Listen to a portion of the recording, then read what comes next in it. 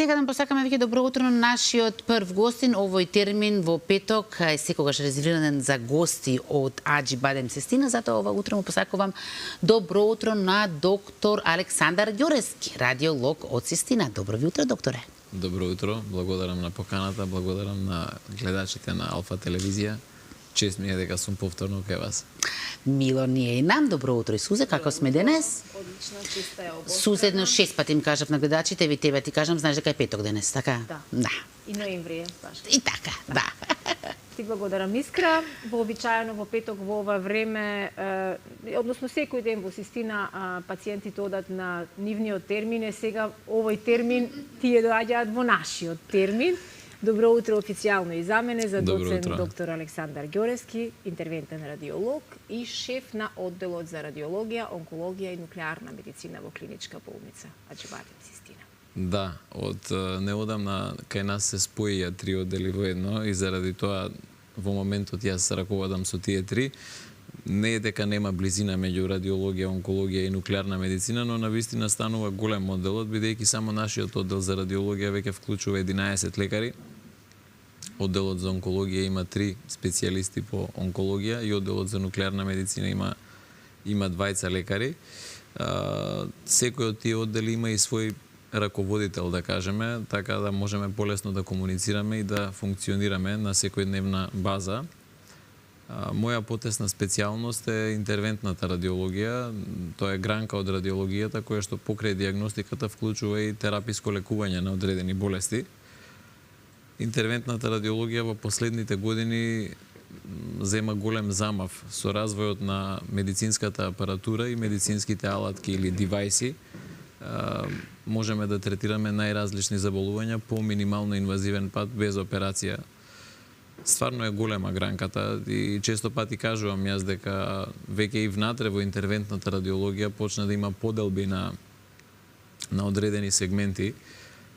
Да речеме, имаме неваскуларни интервентни процедури кои се бават со дијагностика од типот на земање биопсии или парче ткиво од некаков орган, потоа терапии, внесување на одредени жици, катетри во организмот по перкутан пат, без сечење, без резови, се до најсофистицирани методи од типот на третман на тумори со аблација, термални техники, криоаблација, потоа внесување на лекови или хемотерапевтски агенси преку крвните садови во туморите. Тоа е во делот на неваскуларните процедури. Во делот на васкуларните процедури од секогаш сме имале, да речеме, една интервенција која што ние ја работиме на дневна база, тоа е третман на крвните садови, ангиопластика и стентирање, поставување на стентови на крвните садови. Како кардиолозите што поставуваат на срцето, ние ставаме стентови на артериите на нозете, на рацете, на каротидните артерии и дури се на онаја најсофистицирана гранка е невроинтервентната радиологија, која се бави со третман на крвните садови во мозокот. И тоа го имаме на нашиот оддел во Аџи Бадем Цестина. Тој дел го предводи доцент Менка Лазареска. Имаме уште еден помлад колега кој работи со неа. Тука се третираат мозочни аневризми, односно проширување на крвните садови, се ставаат мозочни стентови кај стеснување на крвните садови, потоа може да се третира една од најактуелните и да кажам, модерни работи е третман на акутниот исхемичен мозочен удар или така наречена механичка тромбектомија. Секоја чест. Ова навистина звучи многу оптимистички, веќе речам, сепак, заради тоа што сме сведоци дека бројот на дијагнози кои што го загрозуваат човечкиот живот се зголемува, а со целата ова процедура која што вие ја споменавте, се надевам дека па има голема можност да се спасат многу човечки животи и да не дојде до непосакувани состојби. Дознавме дека криоаблација е нешто ново кај вас. Ке ни го објасните, вие го споменавте пред малку. Да, криоаблацијата, јас кажав дека постојат аблативни техники во третман на тумори пред се, бидејќи така почна. Аблацијата е метода која што се труди да уништи туморско ткиво по минимално инвазивен пат, а да биде компарабилна со хирургијата. Тоа значи дека ако имаме една туморска промена, да речеме во црниот дроб или во белиот дроб, а таа е голема од прилика 3 сантиметри, порано единствен метод на третман беше операција. Ако пациентите беа неоперабилни, ако туморот беше голем или лоциран на некоја незгодна локација од анатомски аспект, пациентите одеа на системска хемотерапија. Сега во поново време, во последните 20, можеби и повеќе од 20 години, се појавија термалните аблативни техники, и тоа најпрво радиофреквентната аблација, која што по пат на развивање на топлина, односно термална енергија на врвот од иглата или од електродата, испорачува енергија која го уништува туморското ткиво. РФ аблацијата е лимитирана на тумори помали од 3 см. Потоа се појави микробрановата аблација, која што и денес ја користиме секојдневно, меѓутоа е наменета за третман на тумори на црниот дроб персе. Значи таму сме најефективни. За да во последните години повторно е термална техника, се појави техника која што може по пат на замрзнување на ткиво, било да е тоа туморско или малигно или бенигно туморско ткиво, може да ги уништи канцерските клетки и по таков пат да го уништи туморот. Сега криоаблацијата е помодерна и захтева поголем бекап, да речем, од страна на болницата, во смисла дека треба да имате многу добра техничка подготовка, инженери во болницата кои се спремни да во секое време одговорат на потребите. Оти за да се развие криоаблација мора да имате редовен и стабилен приход, доход на газ, криоген газ.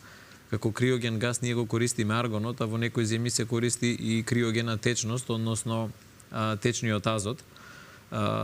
Значи внесуваме игла во телото на пациентот, 1, 2, 3, зависно од тоа колку е голем, ги распоредуваме на еден геометриски коректен начин за да тие се спојат во едно, и потоа на врвот од секоја игла се создава така наречен айсбол или топка од мраз, која што го уништува канцерското ткиво. И сега колку повеќе игли се стават, толку поголем тумор може да се уништи. Предноста на криоаблацијата во однос на микровейв аблацијата или во однос на радиофреквентната аблација е тоа што може да третира тумори на понезгодни локализации. Порано се плашевме да третираме тумори длабоко во телото кои беа лоцирани блиску до крвните садови, до нервните структури, заради тоа што постоеше ризик од нивно оштетување.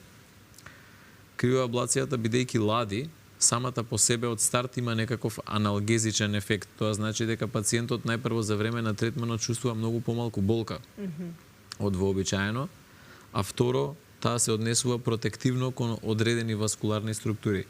Тоа не значи дека не може да се направи штета, апсолутно, да не се разбереме погрешно, но ако човек е внимателен, добро знае што прави, криоаблацијата може да се примени во најразлични органи во телото, за разлика од радиофреквентната и микробрановата аблација. Значи, тоа е пред се во делот на канцерската патологија. Криоаблацијата може да се користи и во третман на бенигни состојби, не е само кај малигни болести. Една, да кажам, интересна индикација која што во последните години се појави, и тоа започна во Франција, некаде 2012-2013 година, е третманот на ендометриоза на предниот абдоминален зид со криоаблација. Сега ендометриозата, на кратко морам да кажам што е. Тоа е ектопично ткиво од матката. Најчесто се вгнездува на мускулатурата од предниот стомачен зид кај младите жени, после, непосредно година-две или помалку од тоа, после царски рез, после породување со царски рез. Ретко се случува ендометриоза на преден стомачен зид да има и без предходна секција од цезареја. Но незгодна патологија, доста е болно, доста е честа, болката се интензивира за време на менструалниот циклус кај жените, бидејќи е хормонски активен, нели, ектопично утерино ткиво. Практички порано единствена опција на лечење беше хируршка резекција. Значи сега пациентката веќе има еден рез, па треба втор рез, или утре ако рецидивира и повторно се појави трет рез, и тоа одеше до немајкаде. Сега со криоаблација може многу ефективно да се третира ендометриозата, значи под ултразвук внесуваме една игла само или две ако е поголема од 3 см и за 10 до 30 минути интервенцијата завршува. Интересна индикација исто така која што е несекојдневна е третман на едни бенигни или семималигни тумори кои што ако не се лекуваат потенцијално од бенигни ќе станат малигни, тоа се дезмоидните тумори. Дезмоидните тумори спаѓаат во редот на мекоткивни саркоми со не многу силен малиген потенцијал. Не се ретки, меѓутоа не се ни така чести кај нашата популација. Секогаш порано одеа пациентите на хирургија, сега апсолутно може да се третираат без операција кај нас. И една понова индикација за една поретка патологија е третман со криоаблација на периферните артериовенски малформации. Тоа се патолошки или несекојдневни комуникации меѓу артерискиот и венскиот систем кои може да бидат вродени или стекнати, најчесто се вродени, се појавуваат во адолесценција и тука имаме неколку подтипови, сега да не навлегуваме доволно, меѓутоа многу е важно да се знае и јавноста да е запознаена, бидејќи има луѓе што го имаат проблемот, а не знаат кај да се обратат. Оти во Македонија на многу малку места се третираат тие работи, да не речам никаде. И најчесто тие пациенти лутаат од доктор на доктор. Прво тешко се поставува дијагнозата, а потоа откако ќе се постави дијагнозата, пациентот уште подолго време лута кон терапија и така. Така што наша задача е и преку овие утрински едукативни, информативни емисии да го шириме тоа дека може да се третира, но и мора да се презентираат овие работи и на нашите интердокторски стручни симпозиуми. Така е, доктор Ѓоревски, до вчера имавме кампањи, бевме сведоци за подигање на свеста за женското здравје. Розовиот октомври го заокруживме, влегуваме во ноември, месецот во кој подигаме свеста за машкото здравје, за превенција. Дали во интервентната кардиологија, радиологија има такви дијагнози кои што го допираат и машкото здравје? Да, како што кажав на почетокот, кај нашата струка стана екстремно широка, веќе практички нема дел од телото кој што не се третира на некаков минимално инвазивен начин. Во делот на машкото репродуктивно здравје би истакнал две интересни интервенции кои ги правиме, тие се васкуларни процедури. Имено во делот на простатичната патологија, мажите имаат многу често проблеми со простата, веќе се од се помлада возраст. Кога простатата ќе се зголеми, односно кога незиното жлездено ткиво ќе нарасне, настанува состојба која се нарекува бенигна хиперплазија на простата или БПХ. Честа патологија над 50 годишна возраст, потоа тоа прави тегоби со мокрењето. Тоа значи дека пациентите имаат отежнато мокрење или имаат зачестени позиви за мокрење и чувство на недоизмокреност. Некогаш чувствуваат и болка, стануваат навечер по повеќе пати. Навистина е незгодна состојба. Иницијалниот третман беше со мини хируршко лекување, така наречена трансуретрална резекција, а сега во нашата струка се појави минимално инвазивна метода која се вика емболизација на простатична артерија или емболизација на простата. Тоа е апсолутно нехируршка метода, нема сечење, нема резови, значи влегуваме во крвните садови кои ја хранат простатата и таму аплицираме специјални честички кои што имаат за цел да го намалат крвотокот на простатата и после некое време, 3 до 4 недели, таа го намалува својот волумен и се намалува притисокот врзу ретрата и симптомите кои ги имал пациентот претходно драматично се намалуваат. Тоа значи квалитетот на живот, мокрењето и честите инфекции се намалуваат. И втора интервентна процедура кај машкото репродуктивно здравје, кое што може да се изведува кај нас, тоа е повторно една васкуларна интервенција во делот на проширени вени кај мажите, кои што ги афектираат тестисите, кои што потоа стануваат сериозен проблем во делот на инфертилитет. Значи, главниот проблем кај тие мажи кои што имаат проширени вени на тестисите, односно проширена тестикуларна вена, една е инфертилитетот, односно неможноста да имаат деца, а втората е проблеми со ерекција. И тоа е толку честа патологија која што доскоро најчесто се лекуваше само хируршки, со така наречена варикоцелектомија, која што во последните години постана и минимално инвазивна, ама е сепак хируршка метода, сепак има целосна анестезија. Ние овде го нудиме третманот со емболизација на тестикуларните вени, тоа значи дека влегуваме само со едно мини резче од 3 мм преку препонската вена, влегуваме во најчесто левата тестикуларна вена, оти најчесто таа е засегната, и од внатре ја склерозираме со специфичен лепак, коили или други емболизирачки агенси. Таа интервенција е амбулантска, пациентот доаѓа со бајлес и оди попладне дома и ефектот го чувствува веќе од наредниот ден.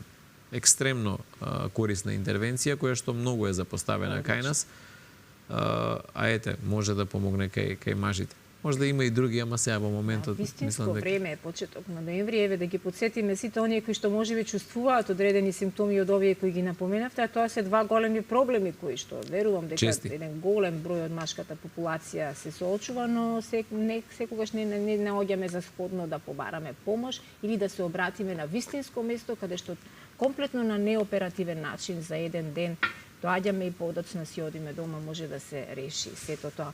Додека ве слушав со големо внимание, искра, иако сум јас лајка, предпоставувам дека и ти на многу теми... Јас сум експерт веќе, да. Да, и предпоставувам едно љубопитно прашање, имам потреба да му поставам на нашиот гостин, дали вака им објаснуваат и на пациентите и дали имаат желба да дознаат што ќе им се прави, што опфаќа интервенцијата? Пациентот секогаш треба да знае што ќе му се прави.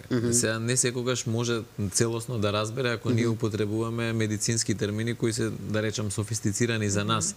Треба човек да се труди да ја подобјасни ситуацијата на болеста, а и на третманот со едноставни зборови за да може да не разбере. Но мислам дека од клучно значење е пациентот да биде запознаен и со состојбата, но и со понудениот третман.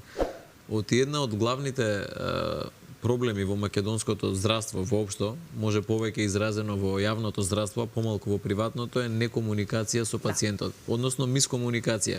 Ќе дојде пациент на доктор и докторот му вика сега седи ти, јас знам, не ми кажувај. Па не може да знаеш ти што му е на пациентот ако не го сослушаш. Потоа ако не му објасниш детално, верувајте ми дека пациентите сакаат да им се објасни. Јас поголем дел од специјализацијата имам поминато надвор од Македонија и таму во Швајцарија, во Англија, на секој пациент детално му се објаснува се. Ако пациентот не е способен да сослуша, да речеме, ако има болест на мозокот или се објаснува на семејството, мора секој да потпише согласност за интервенција. Без согласност не смее да има ни една интервенција. А кај нас тие работи се забораваат. Потполно сум сигурна колкава поддршка сте им на пациентите кои доаѓаат за било каква проблематика во вашиот оддел. Ви посакувам многу успеси, посакувам многу успешност за окружени приказни за многу дијагнози кои што навидом изгледаат неизлечиви, но сигурна сум дека со оној мултидисциплинарен пристап и со целата технологија, техника која што ја располагате во Аџибадем Систина, имате голем број на успешни приказни. И благодарам за гостувањето. И јас ви благодарам за оваа мини едукација, можам така да наречам, што ја споделивте со нашите гледачи.